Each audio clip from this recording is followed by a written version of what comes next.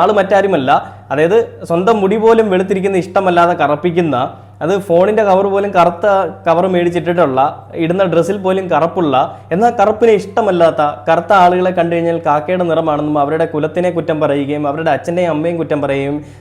അവരുണ്ടായ രീതിയെ കുറ്റം പറയുകയൊക്കെ ചെയ്യുന്ന, രാത്രിയെ അഗാധമായി പ്രണയിക്കുന്ന, പേരിൽ സത്യം എന്നുള്ള ഒരു കാര്യം കൂടി ചേർത്തിട്ടുള്ള, വാ തുറന്നാൽ കള്ളവും അസഭ്യവും മാത്രം പറയുന്ന കലാമണ്ഡലം എന്നുള്ള പേരിനെ അനർത്ഥമാക്കാനായിട്ട് പേരിന്റെ മുൻഭാഗത്ത് കലാമണ്ഡലം എന്നുള്ള ഒരു പേരും കൂടി ചേർത്തിട്ടുള്ള, ഏകദേശം പറഞ്ഞു വന്നപ്പോൾ തന്നെ നിങ്ങൾക്ക് ആളുടെ പേര് മനസ്സിലായി കാണും, സത്യഭാമ.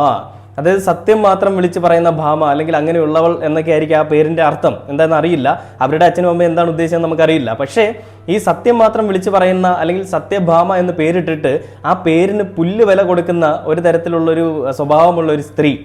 എന്ന് പോലും ഇവരെ വിളിക്കാൻ പറ്റില്ല, ഒരു വല്യമ്മ, ഒരു അമ്മൂമ്മ എന്നൊക്കെ വേണമെങ്കിൽ വിളിക്കാം. അങ്ങനെയുള്ളൊരു കിളവി വന്നിട്ട് പറയുകയാണ്, നിനക്ക് കാക്കയുടെ നിറമല്ലടാ, നീ കറുത്തിട്ട്